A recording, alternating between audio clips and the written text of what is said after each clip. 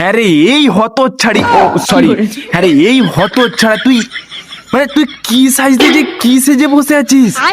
একটি hot pant পরেছে, তাও আবার কালো পদের পাছাটি দেখা যাচ্ছে। ই মা, ছি ছি ছি ছি ছি ছি ছি, কি বিতিকিচ্ছিরে ব্যাপার।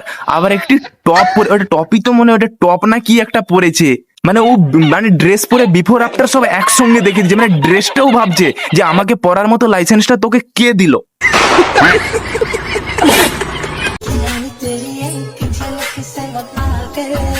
আবার গান লাগিয়েছে রানী তেরা এক ঝলক সে মে পাগল। মানে তোকে দেখার পর আমরা সাধারণ ছেলে পুলে গুলো পাগল হয়ে গেছি।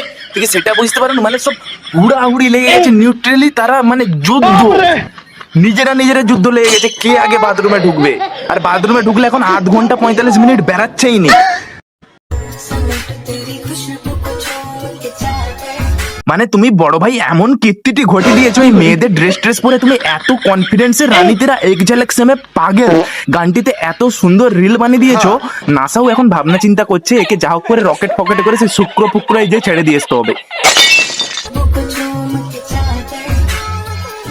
তুমি ভাই যেই কর্মটি করেছো, তুমি আর পৃথিবীতে নয়, তুমি পৃথিবীকে ডিজার্ভ করোনি, পৃথিবী আর তোমাকে ডিজার্ভ করেনি।